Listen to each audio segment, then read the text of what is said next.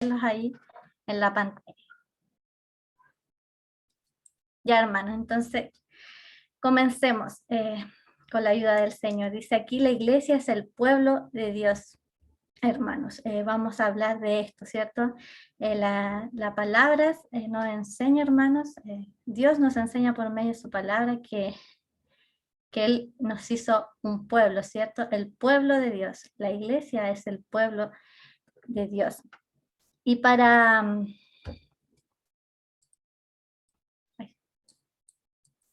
Ay, sí, se me quedó pegado, perdón, hermanos. Entonces, para entender qué es un pueblo, qué es una nación, ¿a qué nos vamos a referir cuando hablamos a qué nos referimos cuando hablamos de nación, de pueblo? Vamos a definir qué es esto, qué es nación, qué es pueblo. Nación, yo saqué una definición acá de la RAE, de la Real Academia Española, dice que es el conjunto de personas de un mismo origen y que generalmente habla un mismo idioma y tiene una tradición en común. Por otro lado, pueblo es, también definido por la Real Academia Española, es el conjunto de personas de un lugar, región o país. Nación también viene del latín, hermanos, natio, que significa nacer. Entonces, nación, hermanos, también tiene que ver con el lugar de nacimiento. También aplica, hermanos, para las comunidades de personas de una misma raza y que están emparentadas entre sí y tienen un nacimiento en común, ¿cierto? En un territorio, tienen una cultura en común. A eso se refiere con nación. Es por eso, hermanos, que vamos a ver que las naciones, las diferentes naciones que podemos conocer, tienen ciertas características. Algunas características, por ejemplo, el lenguaje, tienen un lenguaje en común, ¿cierto? Nosotros que somos chilenos acá, la mayoría chilenos, si no es que todos, hablamos español, ¿cierto? Ese es nuestro lenguaje. Así nos comunicamos. Tenemos también un territorio en común, ¿cierto? Ahí yo puse el mapa de Chile. También tienen las naciones tienen tradiciones en común. En nuestro caso, una tradición bien conocida por nosotros los chilenos es el 18 de septiembre, ¿cierto? Una nación patriota propia de Chile. También las naciones tienen elementos de identidad, elementos que se identifican y que generan unión. Por ejemplo, la bandera, tienen una historia en común. Por ejemplo, también en muchos países tienen un himno, el himno nacional, por ejemplo, en nuestro caso, y tienen una ley en común. Estos son símbolos que generan, como les decía, identidad, unión, el sentirse parte, perteneciente a una nación, ¿cierto? La bandera chilena genera esta sensación de que soy chileno, de que pertenezco al territorio chileno, soy ciudadano chileno, ¿cierto? Por eso existen también estos elementos de identidad en las naciones, ¿cierto, hermanos? Y entonces, nosotros a partir de esto, hermanos, vamos a hablar del pueblo de Dios, ¿cierto? Eso era una introducción para que conozcamos a qué nos referimos con nación. Y cuando Dios nos habla de nación, ¿qué elementos característicos vamos a ver de este pueblo? Vamos a ver si se asemejan estas características a lo que entendemos territorialmente por nación, ¿cierto? Aquí vamos a estudiar algunas características del pueblo de Dios.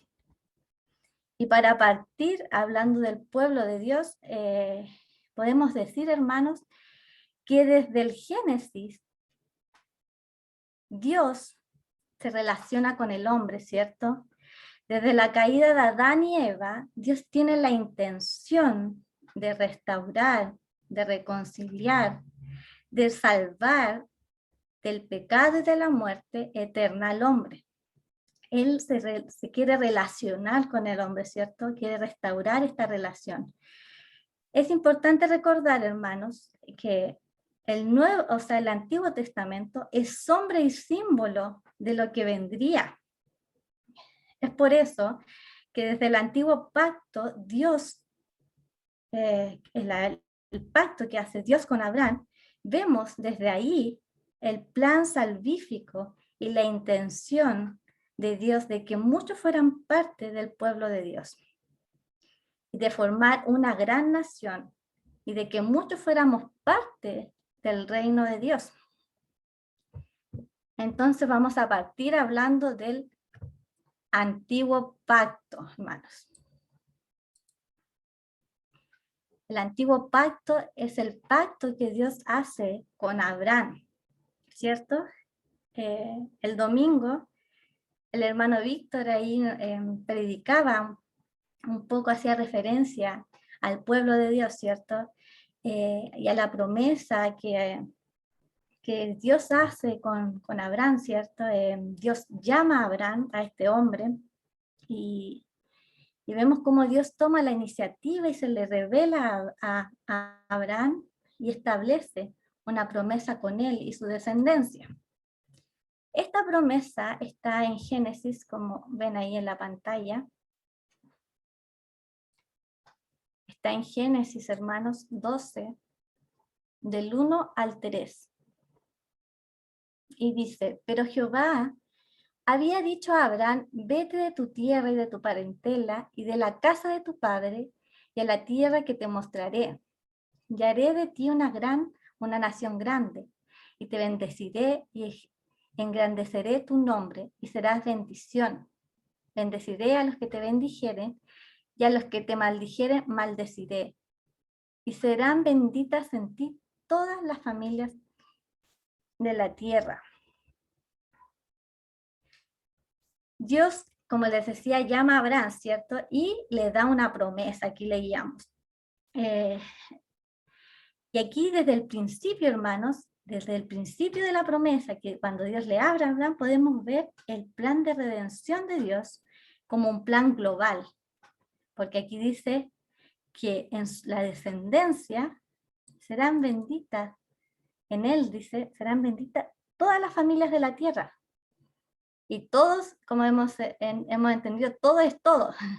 Dice, todas las familias de la tierra, ¿cierto?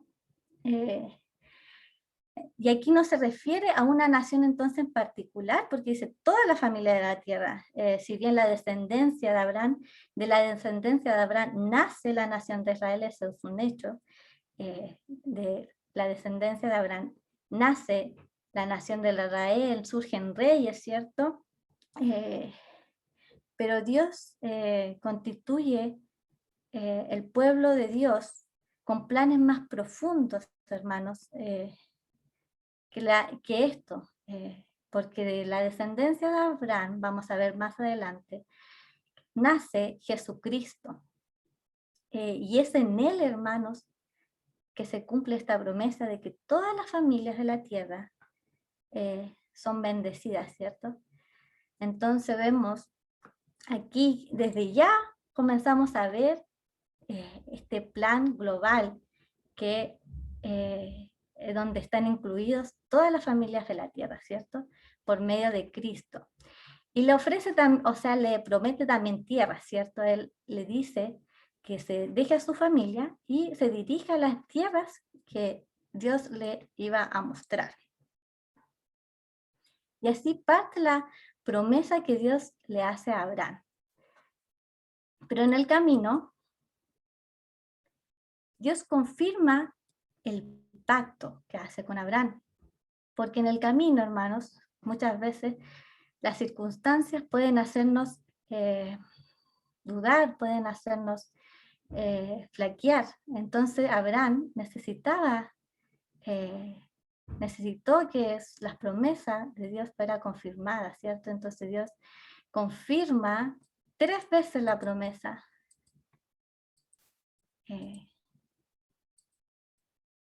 Que Dios le hace a Abraham, ¿cierto? Y esto lo vemos en 3 capítulos del Génesis. En Génesis 13, en Génesis 15 y en Génesis 17. Ahí están los versículos, hermanos.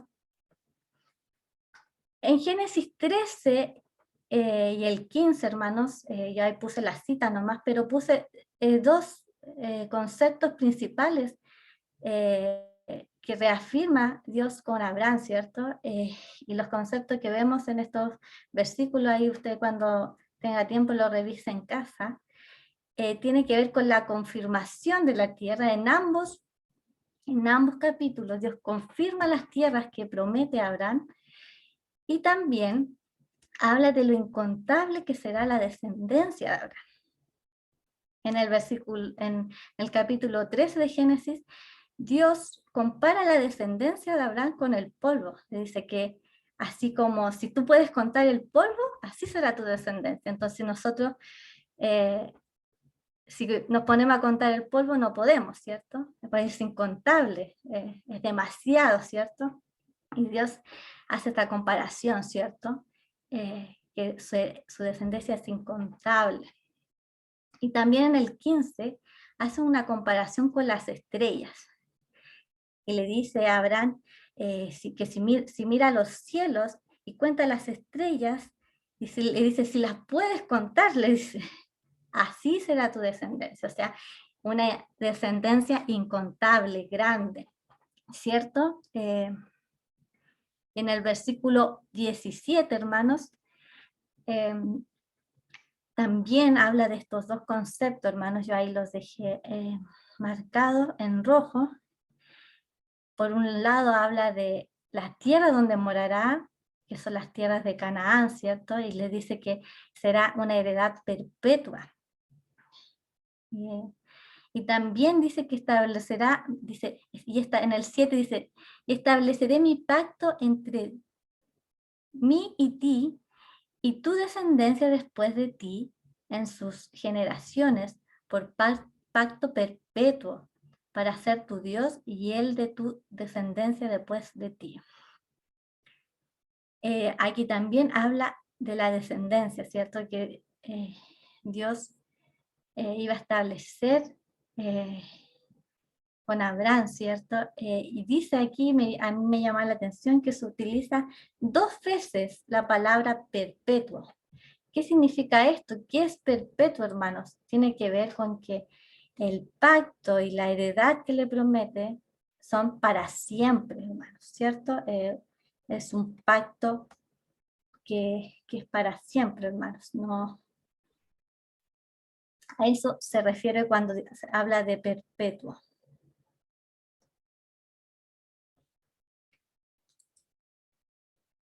Además, hermanos, aparte de la promesa, ¿cierto?, que Dios le hace a Abraham, y de la confirmación que Dios le hace a Abraham, se comienza a formar, ¿cierto?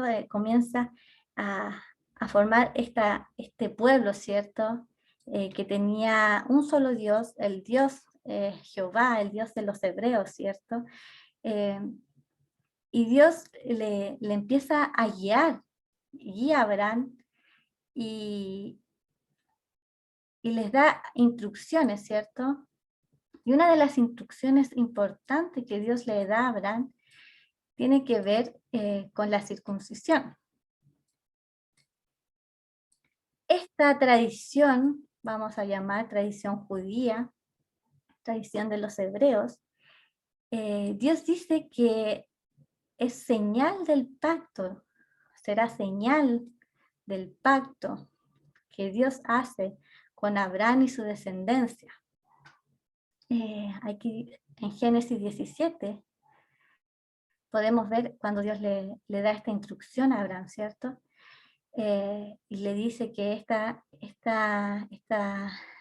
la circuncisión de todos los varones de 8 días, desde él en adelante, en todas las generaciones que vendrían, esta iba a ser la señal del pacto entre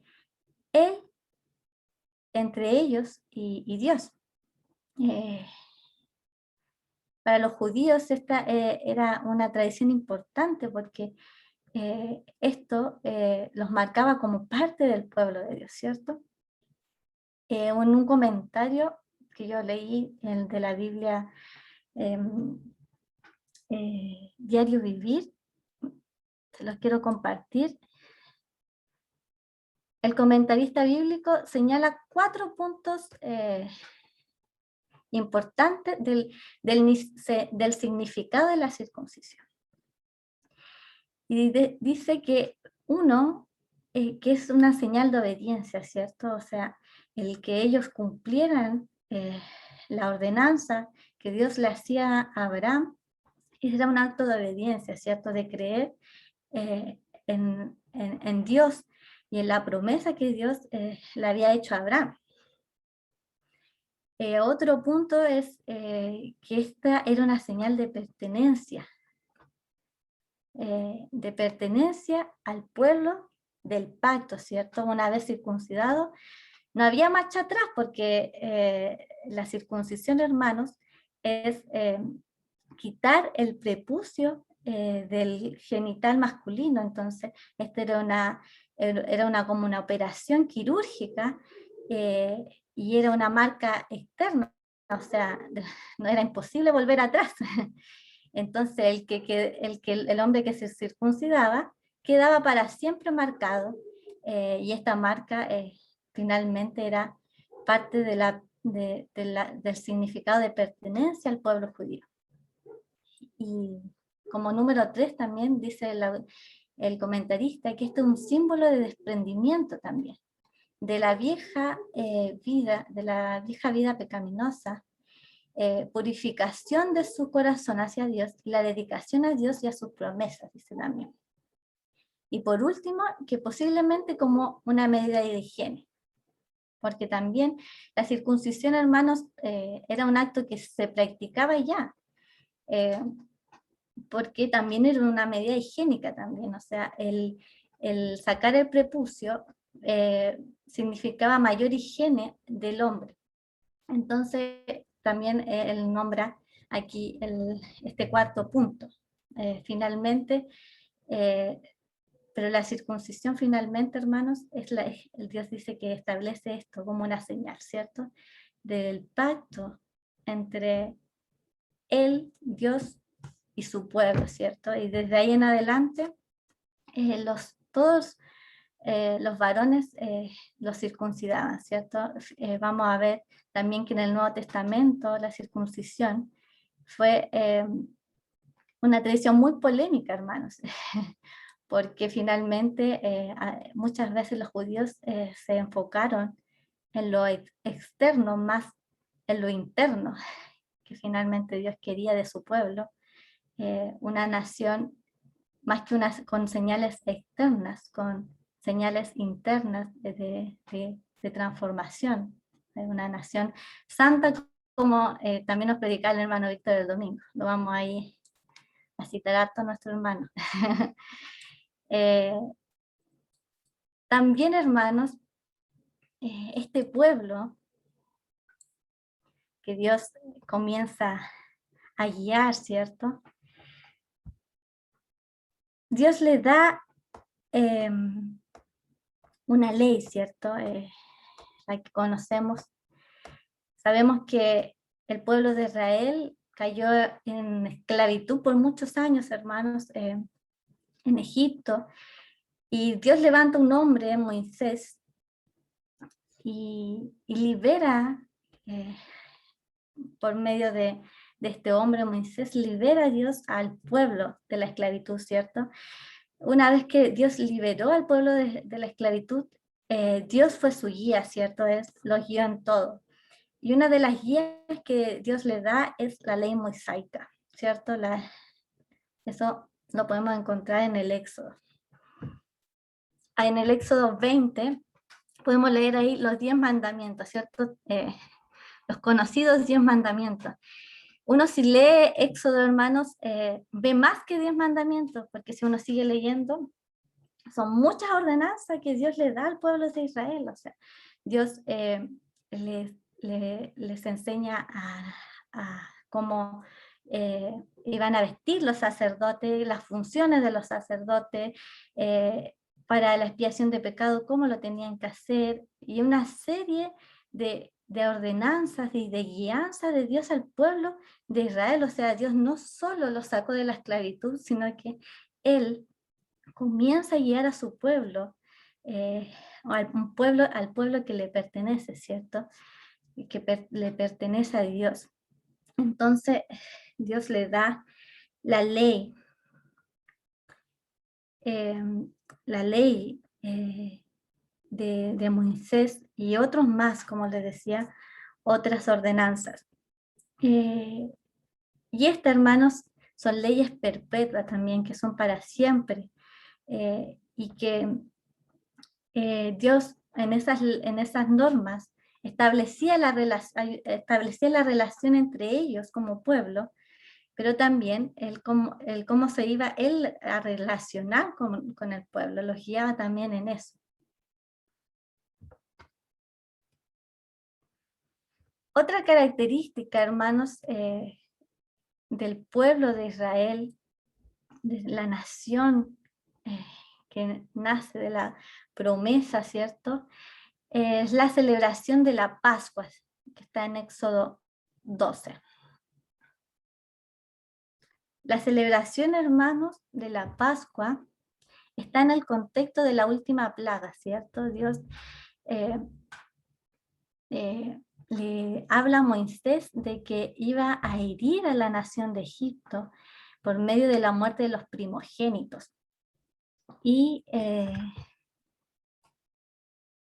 Dios entonces le da una serie de ordenanzas al pueblo para que los primogénitos del pueblo de Israel no fueran heridos, no murieran, ¿cierto? Entonces Dios establece esta celebración. Y aquí yo puse algunos puntos importantes, hermanos, de esta celebración. Primero, esta celebración marca un antes y un después. Marca el primer mes del año, un nuevo año. Con esta celebración comenzaba un nuevo año para ellos. Esto es en el mes de Nisan, se conoce, que es entre el marzo y abril, hermanos, y como les decía, esto marca un nuevo año, porque marca también para el pueblo de Israel un nuevo comienzo, una nueva vida, porque ya sabemos, hermanos, que con esta última plaga, cuando Dios hiere a Egipto, finalmente el pueblo de Israel es liberado de la esclavitud. Entonces esta celebración marca un antes y un después para el pueblo. En esta celebración se mataba a una oveja o una cabra, macho de un año, sin defecto, hermanos, y se tomaba su sangre y se marcaba los postes y el dintel de las casas, de todas las casas donde se iba a comer este cordero. Y la sangre, dice en el Éxodo 12:13, dice, y la sangre os será por señal en las casas donde vosotros estéis, y veré la sangre y pasaré de vosotros, y no habrá en vosotros plaga de mortandad cuando hiera la tierra de Egipto. Entonces, hermanos, esta era una señal. Marcar las casas significaba que sus primogénitos no iban a morir. Significaba que Dios iba a pasar, como dice acá, y no iba a herir a los primogénitos que estuvieran dentro de esa casa, ¿cierto? Esta celebración, hermanos, marca la libertad, ¿cierto?, del pueblo hebreo de la muerte, porque los primogénitos son librados de la muerte, y también de la esclavitud de Egipto, porque finalmente con esta plaga, son liberados el pueblo de Israel, ¿cierto?, de la esclavitud, y pueden salir de Egipto. Otra celebración, hermanos, importante, son los sacrificios expiatorios, que están en Levíticos. En Levítico sale detalladamente, si usted lee Levítico, hermanos, detalladamente cada paso que tenía que hacer el pueblo para la expiación de sus pecados. El Señor ahí no dejaba ningún detalle afuera, Él daba instrucciones claras al pueblo, ¿cierto? Y el día de la expiación, también se mataba un cordero, hermanos, se mataba un animal, se derramaba la sangre, y aquí actuaban los sacerdotes, el sumo sacerdote y los sacerdotes, y ellos eran los encargados, hermanos, de presentar el sacrificio en el día de la expiación. El día de la expiación consistía en que se lavaban, se limpiaban los pecados de todo el pueblo, del todo el pueblo y de los sacerdotes, dice ahí en la palabra. Entonces aquí vemos un nuevo símbolo, hermanos. Hasta aquí hemos visto la circuncisión, el símbolo del cordero, ¿cierto? Las leyes de Dios. Y aquí vemos un nuevo símbolo que tiene que ver con el sumo sacerdote y los sacerdotes. Algunas características de los sacerdotes y el sumo sacerdote, una de las principales, que el sumo sacerdote era Aarón, ¿cierto? Y los sacerdotes eran sus hijos, era exclusivamente, los sacerdotes eran de la tribu de Leví, eran de exclusividad de la descendencia de Aarón, ¿cierto, hermanos? Y también, hermanos, los sacerdotes usaban vestimentas especiales. Ahí yo puse unos monitos ahí. Y se distinguían el sumo sacerdote del sacerdote, ¿cierto? Tenían vestimentas distintas. El Señor, yo puse esta característica, hermanos, porque me llama la atención cómo el Señor, cada detalle ellos les ordenaba. Las vestimentas no era algo menor, sino que él se encargaba también de guiar y de ordenar de cómo iba a hacer esto también. La casta sacerdotal estaba encargada, hermanos, del servicio al tabernáculo y los sacrificios a Dios, y el sumo sacerdote era el único, hermanos, que podía entrar una vez al año al lugar santísimo. Yo aquí puse una foto del tabernáculo. Este era el tabernáculo, hermanos, donde el sumo sacerdote y los sacerdotes prestaban servicio. Y lugar santísimo, ahí donde está marcado, era donde el sumo sacerdote podía entrar una vez al año, que era el día de la expiación, para presentar el sacrificio, la sangre del cordero. Ahí en el lugar santísimo, hermano, está el arca del pacto, y es ahí donde se posaba la presencia del Señor, imagínense, hermano. Entonces, si el sumo sacerdote no hacía como ordenaba el Señor, no hacía los sacrificios como ordenaba el Señor, él podía morir, hasta morir, hermano. O sea, era algo importante, la presencia del Señor estaba ahí. Él era el único que podía acceder en esa única oportunidad ahí a la presencia del Señor. Imagínense qué poderoso, hermano,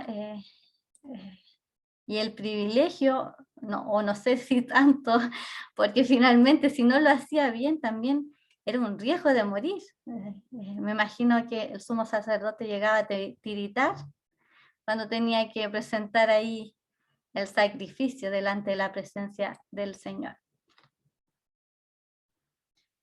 Entonces, hermanos, hasta aquí yo les nombré algunos símbolos, hermanos, y tradiciones, hermanos, que después, en el nuevo pacto, vamos a ver algunos de estos símbolos que se cumplen en Cristo, hermanos. Porque, como yo les decía al comienzo, el antiguo pacto es sombra de lo que iba a venir.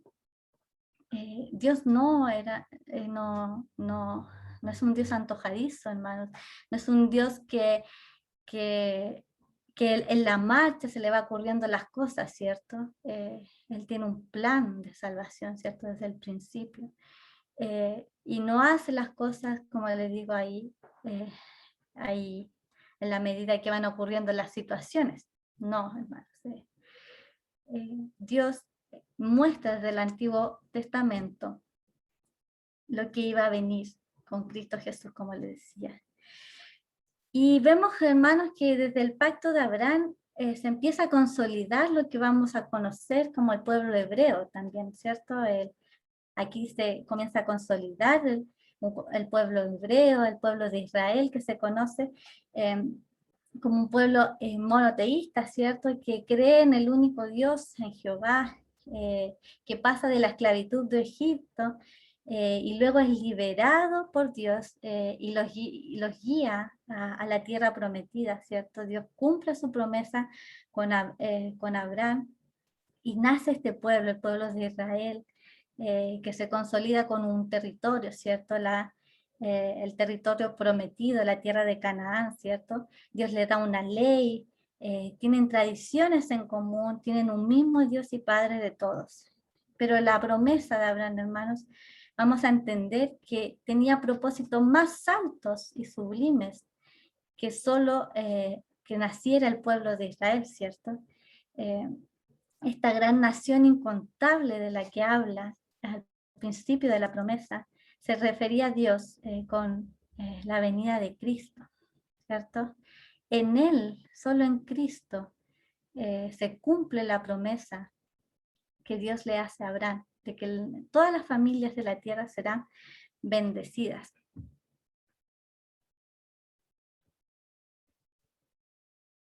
Entonces, hermanos, vamos a hablar del nuevo pacto, de Cristo, ¿cierto? Cristo, en Cristo está el nuevo pacto que Dios hace con su pueblo. En Gálatas 3, 14 al 16. Si alguien me puede ayudar a leerlo, hermanos, ahí para que participemos un poco. Está ahí en la pantalla, hermanos. ¿Quién Amén. Mi padre? Amén, lean. Para que en Cristo Jesús la bendición de Abraham alcance a los gentiles, a fin de que por la fe recibiésemos la promesa del Espíritu. Hermanos, hermanos, hablo en términos humanos. Un pacto, aunque sea de hombre, una vez ratificado, nadie lo invalida, nadie le añade. Ahora bien, a Abraham fueron hechas las promesas y a su simiente. No dice y a la simiente, como si hablase de muchos, sino como de uno. Y a tu misma simiente, y a tu simiente, la cual es Cristo. Esto pues, digo, el pacto previamente ratificado por Dios para con Cristo. La ley que vino 430 años después, no la abroga para invalidar la promesa. Amén. Aquí Pablo le habla a la iglesia de Galacia, ¿cierto? Y le habla en el contexto, hermanos, en los versículos anteriores, podemos ver que Pablo les está hablando que la justificación es por la fe y no por las obras, porque al parecer, hermanos, los hermanos estaban siendo engañados y estaban poniendo a la ley como un fin en sí mismo para salvación. Sin embargo, Pablo les habla de que la ley, más que justificar, condena, porque sus exigencias son muy altas y nadie las puede cumplir, hermanos. Entonces, ¿qué hace Pablo? Realza la obra de Cristo, el único que pudo quitar la maldición de la desobediencia de la ley, y él mismo se hizo maldito, dicen en versículos anteriores, y que para que por medio de él fuéramos todos de la promesa, ¿cierto? Tanto judíos como gentiles. Cristo, entonces en Cristo, hermanos, como dice en el 16, se cumple la promesa, porque aquí no habla de simientes, ¿cierto? Habla de su simiente. Cuando se habla de la promesa de Abraham, habla de su simiente, como hablando en singular, ¿cierto? Y aquí dice que se refiere a la persona de Cristo, hermanos. Cristo era el descendiente por el cual las naciones de la tierra fueron bendecidas. Él era la promesa. Ningún otro descendiente de Abraham pudo hacer lo que Cristo hizo en la cruz. Solo en él fue cumplida la promesa. De hecho, el mismo Jesucristo mismo, hermanos, menciona que él era el de la promesa de Abraham. Esto lo podemos ver en Juan, cuando Jesús le habla a los judíos. Le dice en Juan 8, 56, 59, dice, Abraham vuestro padre se gozó de que había de venir mi día, y lo vio y se gozó. Y los judíos le decían, ¿aún no tienes 50 años y has visto a Abraham? Le preguntaron. Y Jesús les dijo, de cierto os digo, que antes que Abraham fuese, yo soy, le dice. Ahí Cristo mismo les dice que Él era el de la promesa, del cual Dios le habló a Abraham, hermanos. Y Él dice, y Él declara que Él es antes que Abraham. Le dice que Él es el yo soy, ¿cierto? Él es el que era, el que es y el que ha de venir, hermanos. Dios constituyó un pueblo en Cristo, una nación tan grande que no podemos contar, con todas las generaciones, hermanos. Las generaciones pasadas, las generaciones presentes y las generaciones futuras, ¿cierto? Es una gran nación, por eso no la podemos contar, porque tiene que ver con todas las generaciones que han pasado por esta tierra y que han creído en la promesa. Y como vimos en el antiguo pacto, se presentaron algunos símbolos que son sombra también de la obra de Cristo. Cristo es el Cordero sin mancha, hermanos, del cual veíamos en el Antiguo Testamento. Cristo es el Cordero de Dios. En Juan 1, 29. Si alguien quiere leerlo, hermanos, se lo agradecería para que participemos ahí. Aquí, hermana. Ya. Juan 1:29. El siguiente día vio Juan a Jesús que venía a él y dijo, he aquí el Cordero de Dios que quita el pecado del mundo.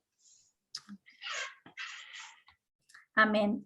Cuando Juan ve a Cristo, hace esta declaración, ¿cierto? Que Él es el Cordero de Dios que quita el pecado. Y para los judíos, para ellos, los que eran judíos, esto no era algo desconocido, ¿cierto? Como vimos en el Éxodo, esto era una práctica, ellos conocían a qué se refería con el Cordero de Dios, porque en el Antiguo Testamento el Cordero era el animal que se usaba para los sacrificios, ¿cierto? Entonces cuando hace esta declaración, Juan recibe revelación, hermanos, del sacrificio de Cristo, ya que Él sería el Cordero, Él es el sacrificio vivo, Él es el que quita el pecado del mundo. Ya no solo los judíos, sino que de todos los creyentes. Y en Él se cumplió este símbolo, hermanos. Cristo se entregó su vida, y lo hizo una vez y para siempre, no como se hacía en el Antiguo Testamento, ¿cierto? Que era una vez al año. Con la sangre de Cristo fue suficiente, hermanos. Y por medio de Cristo se acabaron los sacrificios porque Él fue el sacrificio eficaz, eficiente, ¿cierto, hermanos? El sacrificio mayor, ¿cierto, hermanos? También, como veíamos en el Antiguo Pacto, Cristo es el Cordero sin mancha. ¿Algún otro hermano que quiera leer? estos versículos. Yotali Ya, dice en 1 de Pedro 1:19. Hasta el 21, ¿cierto? Todo lo que sale ahí. sí, hermana Silvia. Ya. Dice, sino con la sangre preciosa de Cristo, como de un cordero sin mancha y sin contaminación, ya destinado desde antes de la fundación del mundo, pero manifestado en los postreros tiempos por amor de vosotros, y mediante el cual creéis en Dios, quien le resucitó de los muertos y le ha dado gloria, para que vuestra fe y esperanza sean en Dios. Bien. Como yo les decía, hermanos, y acordándonos del Antiguo Testamento, se usaba, ¿cierto?, un cordero, ¿cierto? Y era un macho sin defecto. Y esto no es por casualidad, sino que era sombra de Cristo. Él es el cordero sin mancha. En él no hay defecto, hermanos, no hay pecado, como dice acá en el versículo que leía la hermana Silvia, como un cordero sin mancha y sin contaminación. Él no solo se presentó como un sacrificio, sino que era el único que lo podía hacer, ya que era el único sin mancha y sin pecado. Si en ese momento, hermanos, hubiera habido alguien que le hubiera dicho, no, yo lo hago, yo me sacrifico, esto no hubiera sido efectivo, hermanos, porque en todos hay pecados, menos en Cristo. Él es el Cordero sin mancha, del cual hablaba el Antiguo Testamento, el Cordero sin defecto, ¿cierto, hermanos? Otra figura que veíamos en el Antiguo Testamento, hermanos, es del sumo sacerdote. Cristo es el sumo sacerdote, ¿cierto? En Hebreos 4:14 al 15 dice, por tanto, teniendo un gran sumo sacerdote que traspasó los cielos, Jesús, el Hijo de Dios, retengamos nuestra profesión, porque no tenemos un sumo sacerdote que no pueda compadecerse de nuestras debilidades, sino que fue tentado en todo según nuestra semejanza, pero sin pecado. Jesucristo, hermanos, es el verdadero sumo sacerdote. Aquí dice que traspasó los cielos. Si nos acordamos del tabernáculo, los sumos sacerdotes traspasaban el velo, ¿cierto? Desde el lugar, podían pasar al lugar santísimo, solo una vez al año y con el temor que podían morir. Pero aquí dice que el Señor, que Jesucristo, traspasó los cielos, hermanos. Imagínense. Él, hermanos, es el que intercede por nosotros delante de Dios. Él, Cristo, es el intermediario entre Dios y los hombres. Ya no es el sumo sacerdote judío, ¿cierto? Sino que es Cristo. Jesucristo era un hombre igual que los sumos sacerdotes, pero era un hombre, ¿a qué me refiero, hermanos? Que él sufrió hambre como un hombre, a lo mejor se cansó, tuvo frío, igual que un hombre, pero en él no hubo pecado, a diferencia del sumo sacerdote judío, que ellos sí pecaban. Y de hecho, para presentar sacrificio, lo hacían no solo por el pueblo, sino que también lo hacían por ellos, porque también pecaban, hermanos, ¿cierto?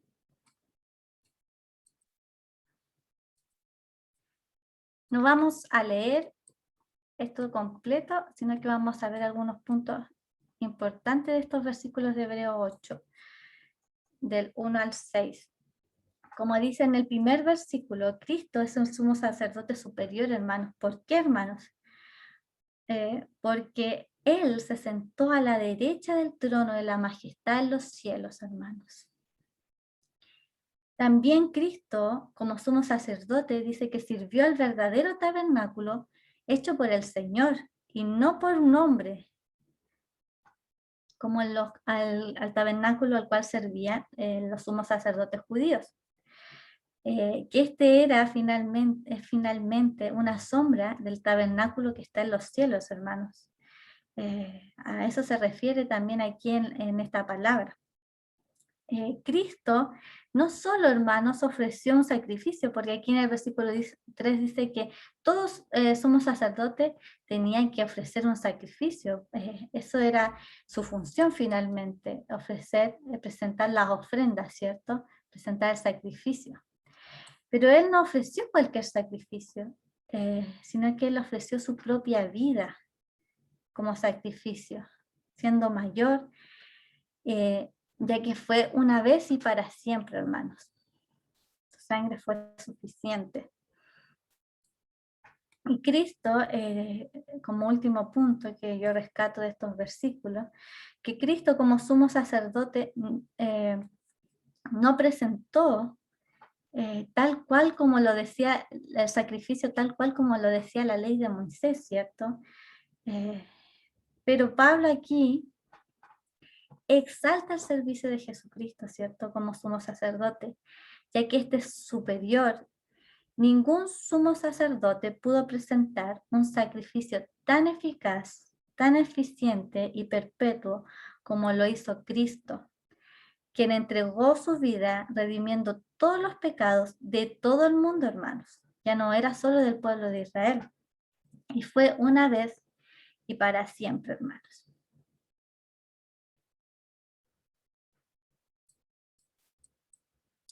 Otro símbolo, hermanos, que es sombra de la obra de Cristo también, es la circuncisión, hermanos. Ay, perdón. En Colosenses 2, del 11 al 12, dice, en él también fuiste circuncidado con circuncisión no hecha a mano, al echar de vosotros el cuerpo pecaminoso carnal en la circuncisión de Cristo, sepultados con él en el bautismo, por el cual fuisteis también resucitados con él mediante la fe en el poder de Dios que le levantó de los muertos. Como vimos anteriormente, hermanos, la circuncisión era hecha por manos de hombre, y aquí no está hablando de esa circuncisión, dice acá, sino que de la circuncisión de Cristo, ¿cierto? Que tiene que ver con quitar el pecado del hombre, ¿cierto? Y dice acá que en él fuimos sepultados con él en el bautismo, fue sepultado con él en el bautismo, y fuimos resucitados también con él, hermanos. De eso habla, de esta circuncisión que yo les decía que tiene que ver con un cambio interno, ¿cierto? Y no un cambio externo. A eso se refiere con la circuncisión en Cristo, hermanos. También en Romanos 2, del 28 al 29, dice, pues no es judío el que lo es exteriormente, ni es la circuncisión la que se hace exteriormente en la carne, sino que es judío el que lo es en lo interior, y la circuncisión es la del corazón en espíritu, no en letra, la alabanza del cual no viene de los hombres, sino de Dios. Aquí nuevamente se refuerza la idea de que de la circuncisión interna, ¿cierto? De la expresión interna del corazón, dice acá, en el espíritu, hermanos. Los judíos muchas veces se creían superiores al tener la circuncisión externa, ¿cierto? Como privilegiados, y iban en desmedro de los que no estaban circuncidados, por ejemplo, los gentiles. Sin embargo, hermanos, Pablo se encarga de mostrarles que ellos eran hipócritas, porque si bien estaban circuncidados en lo interno y habían cumplido con esta ordenanza de Dios, pero no obedecían en todo lo que el Señor les indicaba, hermanos. Entonces ellos se justificaban por lo exterior, pero interiormente no habían un cambio ni una obediencia a Dios.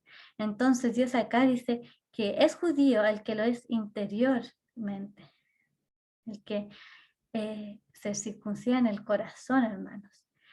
Por eso Pablo le habla aquí a los hermanos para que no se confundieran, hermanos, para que no erraran, porque muchos se sentían juzgados, los gentiles se sentían juzgados porque no estaban circuncidados, ¿cierto? Pero aquí Pablo les habla,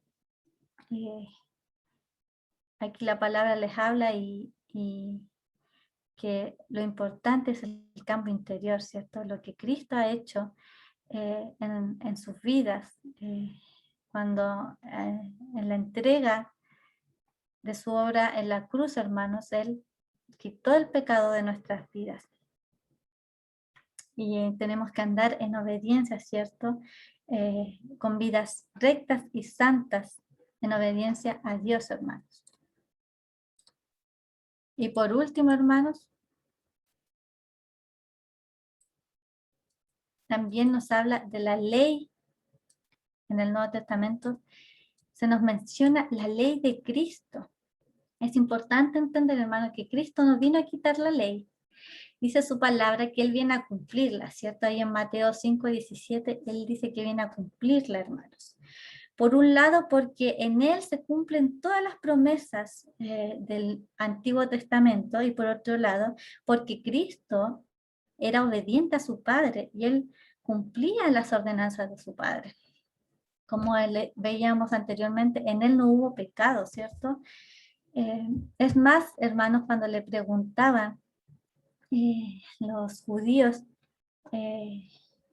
cuál era el mandamiento más importante, ¿alguien se sabe este versículo que está aquí? ¿Cuál era el mandamiento más importante cuando le preguntan a Cristo? ¿Qué le responde Cristo? ¿Sabrá alguien?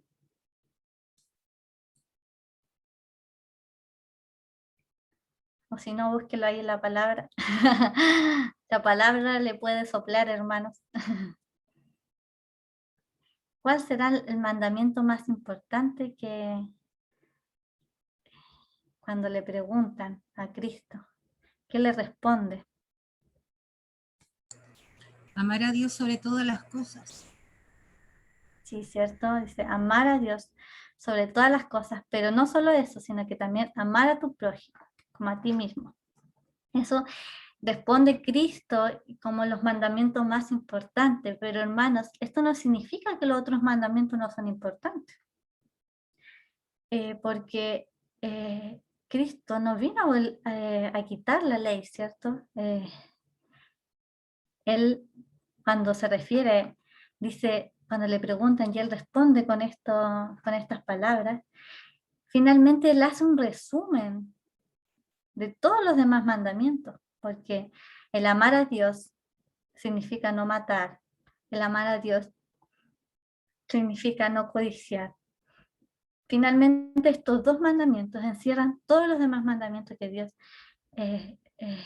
les había dado al pueblo, hermanos. El amar, el Cristo nos vino a mostrar su perfecto amor, hermanos. Él nos vino a mostrar que su amor es la clave, ¿cierto? Él dio su vida, ¿cierto? Él se entregó por completo.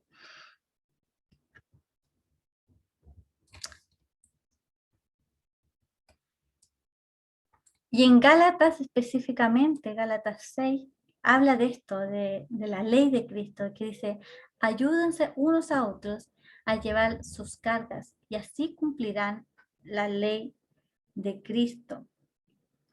La ley de Cristo, hermanos, tiene que ver con lo que yo les decía. Cristo no vino a quitar la ley de Moisés, ¿cierto? Sino que Él vino a mostrar algo más, nos vino a llevar a algo más allá, hermanos. Nos vino a mostrar una vida de servicio, una vida de amor, una vida de entrega, hermanos. Por eso dice, ayúdense los unos a los otros a llevar sus cargas. En Juan 13 le dice a sus discípulos que un nuevo mandamiento les doy, que se amen los unos a los otros, así como yo los he amado, les dice. Y el nuevo mandamiento entendemos que no tiene que ver, hermanos, con amarse. Esto no era nuevo, amarse no era algo nuevo, sino que lo revolucionario y lo nuevo era amar como Él. Él nos ama. Como Él nos amó, Él se entregó su vida en la cruz, ¿cierto? Él tomó nuestro lugar, el lugar que nosotros deberíamos haber ocupado, ¿cierto? Él se hizo pecado, se hizo maldito para que nosotros fuéramos bendecidos con su vida, ¿cierto, hermanos? Esta es la ley de Cristo, la entrega, el amor, hermanos, que no quita la ley de Moisés, sino que tiene que ver, hermanos, con que Él va más allá. Cristo nos viene a enseñar algo más que tiene que ver con la entrega, hermanos. Nos viene a enseñar con una vida de sacrificio, ¿cierto? De ayudarnos los unos a los otros, hermanos, de amarnos como Él nos ha amado en la cruz, hermanos. Y hasta aquí, hermanos, podemos ver entonces cómo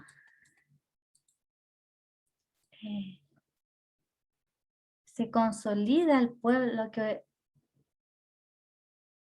vamos a entender por el pueblo de Dios, ¿cierto, hermanos? Desde el antiguo pacto al nuevo pacto vemos cómo Dios guía a su pueblo, ¿cierto? Y aquí hice un cuadro comparativo con todas los símbolos, las señales que se presentan en ambos pactos, ¿cierto? La circuncisión en el antiguo pacto era hecha por hombres, ¿cierto?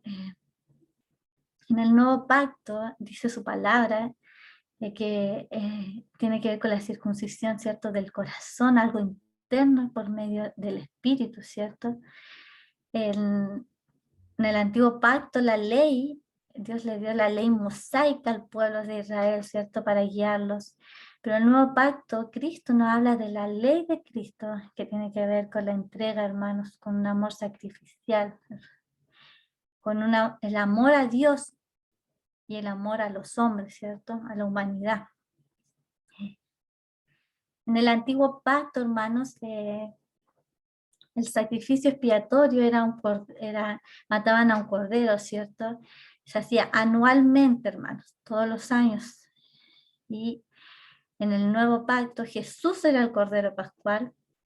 Él entregó su vida, derramó su sangre, y esto fue una vez y para siempre, hermanos.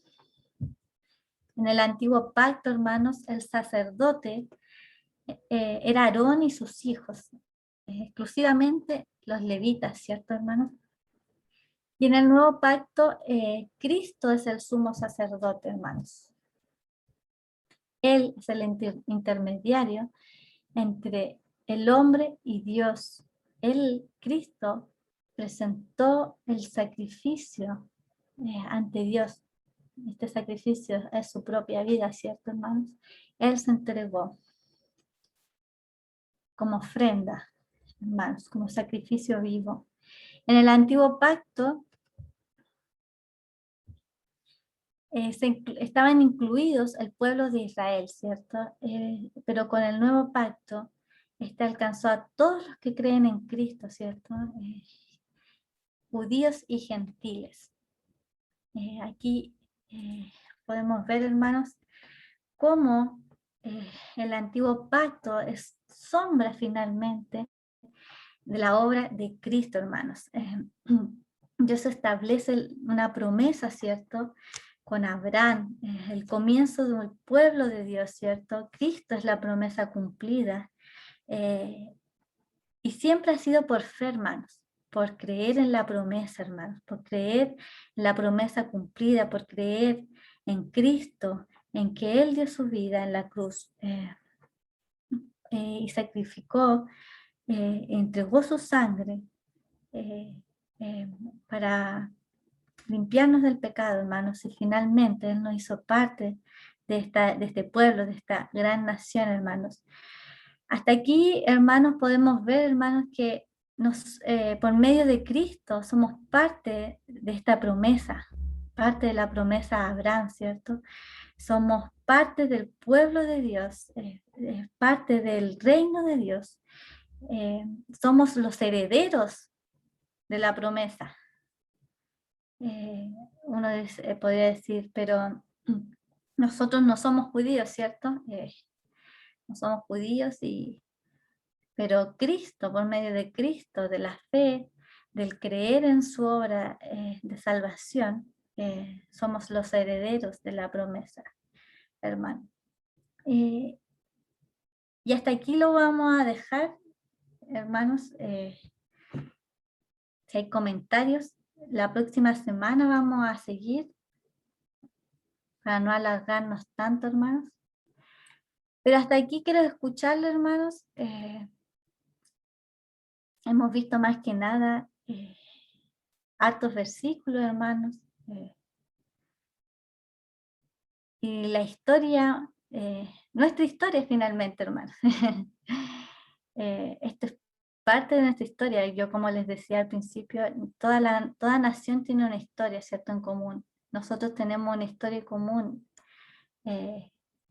Y esta es nuestra historia, por hermanos. Parte del antiguo pacto, parte del Génesis, hermanos. Y culmina finalmente con la venida de Cristo, ¿cierto? Y es eterna esta historia, porque finalmente le esperamos como iglesia, ¿cierto?, a su segunda venida para que estemos eternamente con Cristo, ¿cierto? ¿Algún comentario, hermanos? Hasta aquí. Les escucho.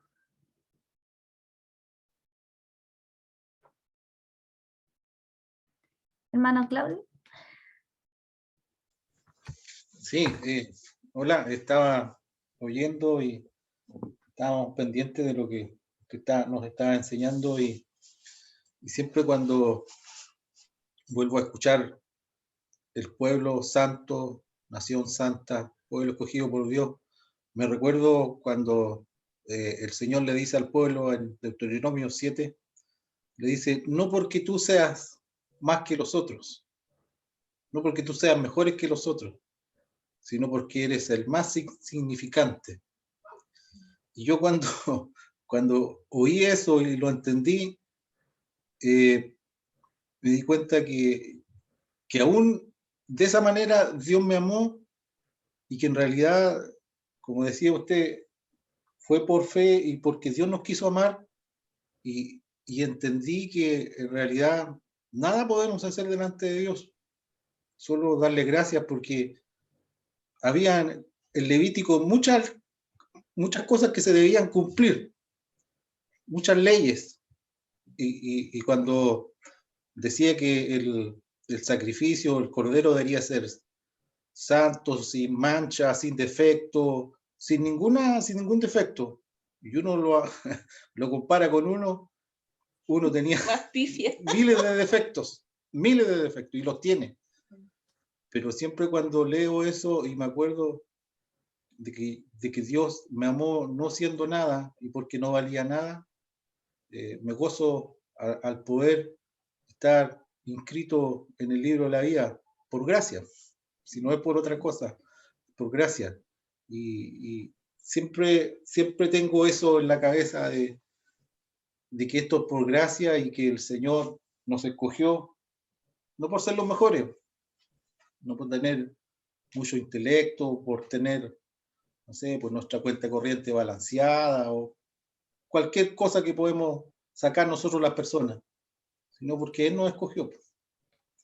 Así que eso siempre ha estado en mí y siempre lo conversamos con mi esposa y darle gracias al Señor por esto, porque es algo, es un regalo que Él nos dio y nos hizo partícipe de algo que yo no entendía. Yo soy hijo de un pastor igual, y siempre cuando yo salía con mis amigos, yo creía que ayudaba al Señor tratando de convencer a mis amigos que tenían que aceptar y recibir a Cristo.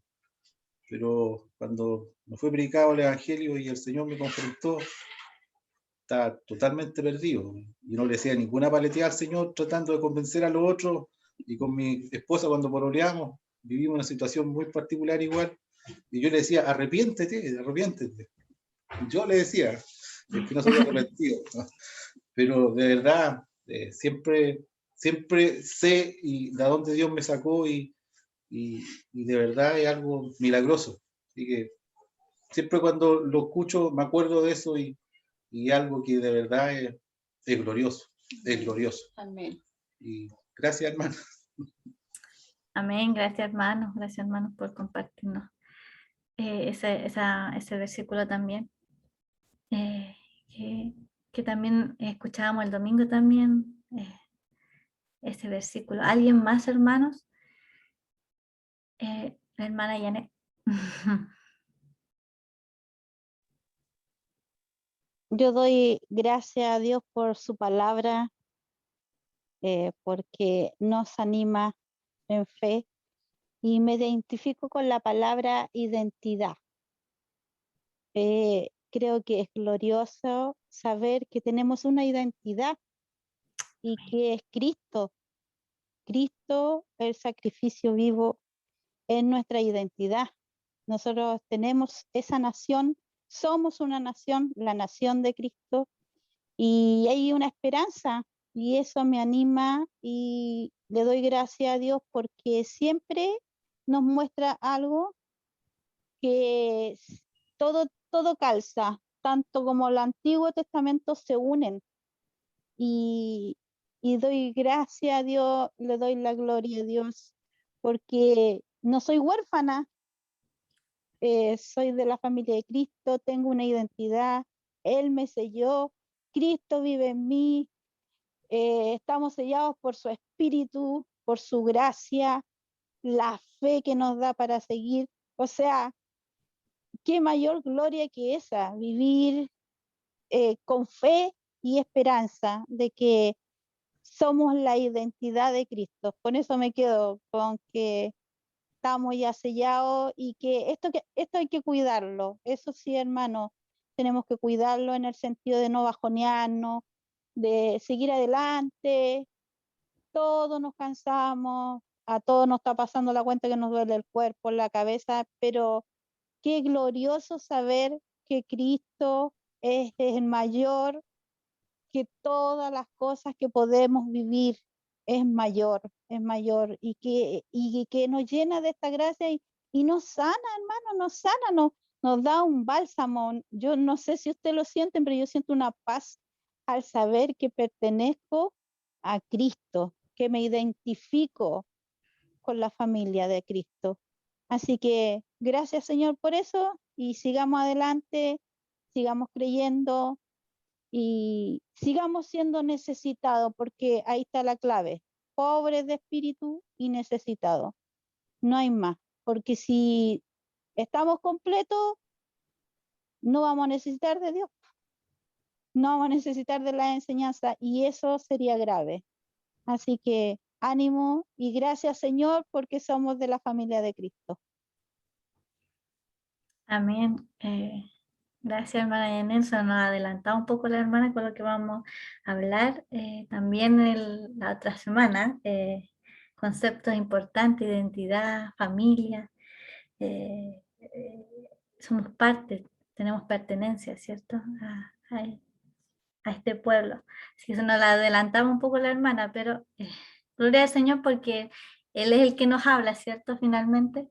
¿Alguien más quiere? La hermana Mari. Bueno, el estudio me hace recordar otros estudios en donde hemos ido, con la gracia del Señor, recopilando todo lo que Él nos ha querido entregar. Pero pertenecer al pueblo de Dios me hace sentir tranquila y no apatriada. Mucha gente no tiene patria, no tiene pueblo, no tiene origen. Y nosotros somos bendecidos por ser del pueblo de Dios, del pueblo de Cristo, y estar bajo la ley de Cristo, que es siempre justa y perfecta, creo que nos puede llevar a la tranquilidad, que Él siempre va a tener una oportunidad para nosotros. Gracias a Él, nosotros, bueno, vivimos en el mundo y tenemos que obedecer las leyes del hombre, pero sobre la ley del hombre está la ley de Cristo. Y eso nos hace sentir seguros porque estamos dentro del pueblo de Él. Pertenecer y estar bajo su poder, estar bajo su cuidado, por lo menos en mi caso me siento tranquila de saber que estoy siguiendo al perfecto, que estoy siguiendo al Cordero perfecto, aquel que en el Antiguo Testamento ya era visible cuando había sacrificio, pero hoy día nosotros tenemos entendimiento de que es así, de que Él es perfecto. Entonces, nadie nos puede discutir, y obviamente sí hay gente del mundo que nos podría discutir, pero no, nosotros tenemos plena convicción de que seguimos al ser más perfecto y sentirnos tranquilos de pertenecer al pueblo de Dios, de ser elegidos para el pueblo de Dios, para constituir el pueblo de Dios. Agradecer de que nos haya sacado las garras de Satanás y darnos esperanza de vida y darnos esperanza de esta nueva vida que Él nos otorga y nos tiene destinado al día de mañana. Es perfecto, es maravilloso, es sentirnos seguros porque somos del pueblo de Dios. Así somos y así estamos siendo rescatados y así esta familia irá agrandándose a medida que Él se haga la voluntad de Él. Gracias, hermana Telia, gracias por el estudio. Gracias, hermana, por su comentario también. También ahí están adelantada con algunas palabras la hermana. ¿Alguien más, hermanos? Hay dos manitos. Hermana. Hermana. Bueno, aparte de todo lo que han dicho los hermanos, que concuerdo completamente, también veo el amor inmensurable de Dios para con nosotros. Y el hecho también, que le decía a mi esposo, el hecho de ser pueblo de Dios, nación santa, también requiere una demanda a nosotros como hijos. El ser responsable con lo que se nos demanda, obedecer. Y también en santidad. Creo que eso también hay que tenerlo en cuenta, porque muchos hinchamos a veces el pecho de ser, yo soy pueblo adquirido de Dios, nación santa, todo eso, y seguimos por el camino ancho. Pero para hacer esto debemos andar por el camino estrecho, en santidad, porque sin santidad nadie le verá. Entonces, yo veo esas dos cosas, hermana. Ese amor inmensurable de Dios hacia nuestra vida, que Él nos amó, Él se hizo pecador por nosotros, y Él pagó el precio de algo que nada valía. Entonces yo veo ese amor tan grande que mi mente no lo alcanzo a entender, a comprender. Y también veo lo otro, demandas al Hijo, andar en santidad y camino estrecho. Así que eso. Amén, hermana. Como usted mencionaba, Él nos llamó a ser una nación santa. Apartados para Él, ¿cierto? Y eso implica obediencia, ¿cierto, hermanos? También vamos a hablar más adelante también de eso, hermanos, que no es menor lo que dice nuestra hermana. Y también eso nos lleva a reflexionar y a escudriñar nuestras vidas, ¿cierto? Siempre, cada día, ¿cierto? El hermano Carlos había levantado la manito. Sí, bueno, primeramente agradecer por la exposición y a raíz de lo presentado, recordaba un poco este tiempo, se ha hecho muy famoso el concepto pacto social. Yo creo que ustedes lo han oído más de alguna vez, que Chile necesita un nuevo pacto social, que tenemos que discutir acerca del nuevo pacto social, para identificar qué es lo relevante, qué no es relevante, qué es lo que queremos, qué es lo que no queremos, etc. ¿Y por qué? Porque el pacto social es un componente de una nación, de un pueblo.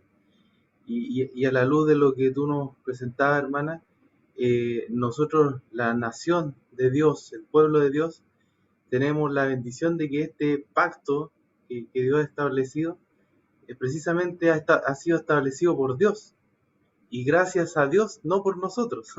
No ha sido producto de algún proceso democrático, gracias a Dios, insisto. Él fijó un pacto antiguo, Él lo cambió por un pacto nuevo, Él ha establecido todo lo que tú planteabas, que de alguna manera son los componentes, ¿cierto? Historia, rituales, creencias, procedimientos, tipos de justicia o formas de justicia.